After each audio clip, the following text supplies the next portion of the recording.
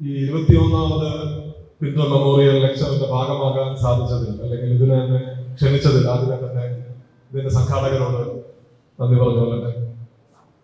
Doctor പിന്റോയെ നേരിട്ട് പരിചയപ്പെടാനുള്ള ഒരു അവസരം എനിക്കുണ്ടായിട്ടില്ല. പക്ഷെ അദ്ദേഹത്തെ പറ്റി അദ്ദേഹത്തിന്റെ സുഹൃത്തുക്കളിൽ നിന്നും അദ്ദേഹത്തിന്റെ എഴുത്തിൽ നിന്നുമാണ് അടുത്ത കാലത്ത് കൂടുതൽ അറിയാൻ സാധിച്ചത്. പ്രത്യേകിച്ചും അദ്ദേഹത്തിന്റെ കവിതകളിലൂടെ. ഇവിടെ തന്നെ വായിച്ച വരികളിൽ നിന്നും വ്യക്തമാണ്. അതായത് നമ്മൾ പറയുക, വിജയിച്ചവരെ പറ്റി ഹിസ്റ്റോറിയൻസ് എഴുതുമ്പോൾ പരാജയപ്പെട്ടവരെ പറ്റിയാണ് കവികൾ എഴുതാറ്. ജീവിതത്തിൽ നിന്ന് പുറന്തള്ളപ്പെട്ട ആളുകളെ കുറിച്ച്, പലപ്പോഴും പുറത്തു നിർത്തപ്പെടുന്നവരെ കുറിച്ചാണ് കവികൾ ആകുലരാകുന്നതും എഴുതുന്നതും. ആ വേദന പിന്നോട് എഴുത്തുകളിൽ നമുക്ക് കാണാം. ഞാൻ അടുത്ത കാലത്താണ് അദ്ദേഹത്തെ പറ്റി കൂടുതലായി വായിക്കുന്നത്. ആ വേദന അദ്ദേഹത്തിന്റെ എഴുത്തുകളിൽ നമുക്ക് കാണാം. പലപ്പോഴും നമ്മളെ തന്നെ നമ്മൾ അതിൽ തന്നെ നമുക്ക് കാണാനും സാധിക്കും.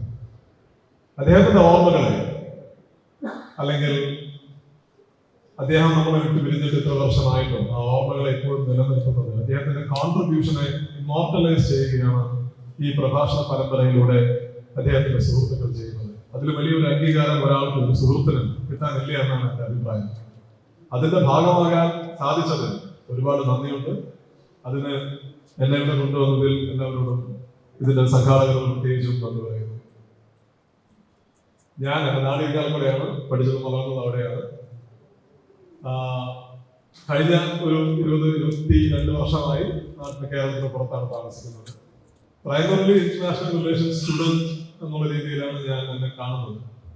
പ്രാക്ടീസിംഗ് ജേർണലിസ്റ്റ് ആണ്, പഠിപ്പിക്കുന്നുണ്ട്. പക്ഷെ അയ്യാറിന്റെ ഒരു വിദ്യാർത്ഥികളെ കൗതുകത്തോടു കൂടിയാണ് ഇപ്പോഴും ഇന്റർനാഷണൽ റിലേഷൻസിനെ ഫോളോ ചെയ്യുന്നത്.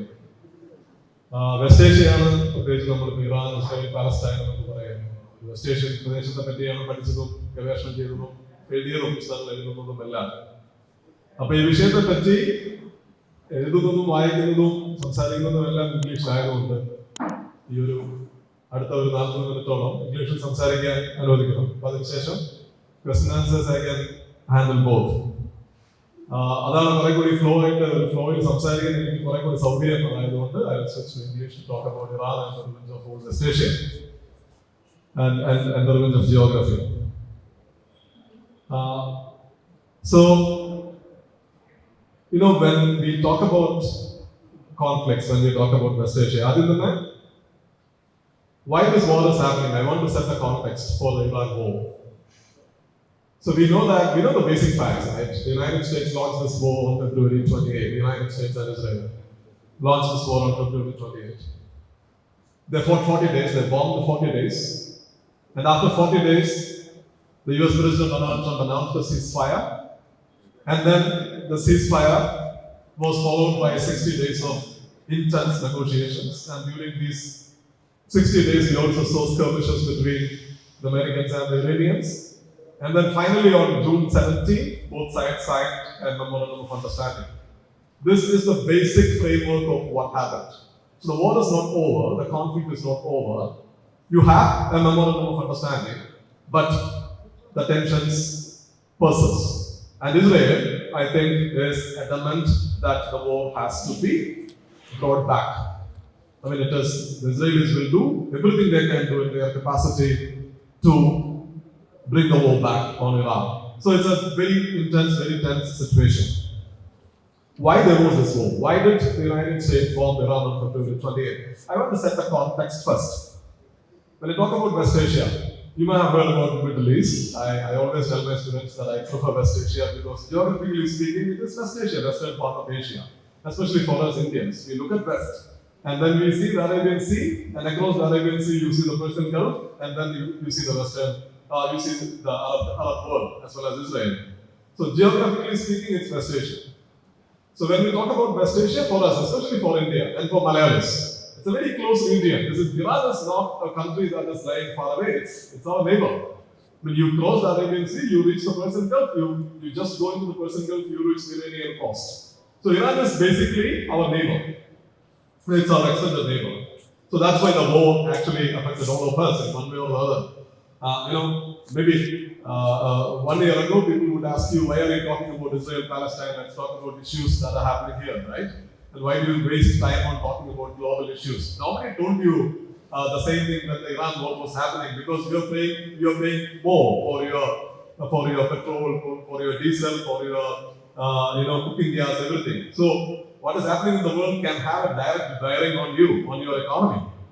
So this war is very close to us, and Americans and Israelis brought the war to the region. So when we talk about West Asia, you see, try to understand West Asia from a geopolitical point of view. Who are the main powers in the region? When Israel was created in 1948, the primary contradiction in the region was the rivalry between the Israelis and the Arab world. Right? Arabs on the one side and Israel on the other side. But the contradiction within the contradiction was that both Arabs and Israelis were American allies. Right? There were two pillars of America's policy towards West Asia. Iran was also an American ally. Not many people know this. Not many people realize this, that Iran was one of the closest American allies in West Asia until 1979. So in 1979, a revolution happened in Iran. And after the revolution, the Islamists captured power. I mean, I don't call it Islamic revolution, I call it revolution, which became Islamic. And the Islamists captured power. They turned Iran into an Islamic republic. Iran was a monarchy. It was a monarchy. That monarchy existed for thousands of years. And it's interestingly, in 1975, the Iranian monarch held a major event in Iran celebrating 5,000 years of Iranian monarchy. And in 4 years, the monarchy was gone. And then Iran becomes an Islamic republic in 1979. And two of the declared foreign policy goals of the new Iranian government was, one was to defeat the Americans and the other was to liberate Jerusalem, which means defeat Israelis. So they declared the United States and Israel as their two main enemies, the Great Satan and the Little Satan. So this kind of altered the regional landscape. So one country, Iran, which was a close American ally, which had very close ties with the Israelis, turned out to be the biggest threat to the United States in the region, especially and to the Israelis in the region. And if you look at Iran, it's a very interesting country from a historical and geopolitical point of view. Just look at Iran's geography. I call it the Revenge of Geography, which is also apparently the title of Robert Kaplan's famous book, The Revenge of Geography. So you look at Iran.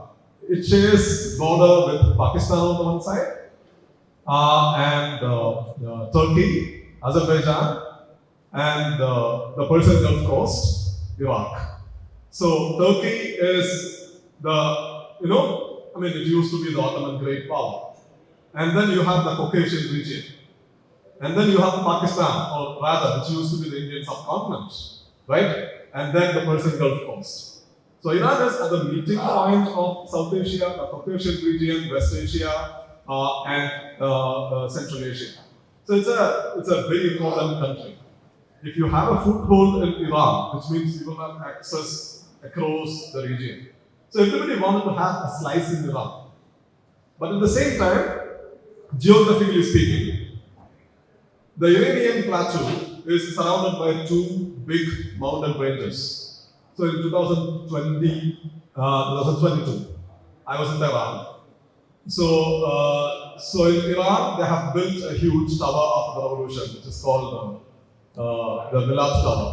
So Iran, if you search Tehran's photos, you will find two towers. One is the Azadi Tower, which was built by the Shah.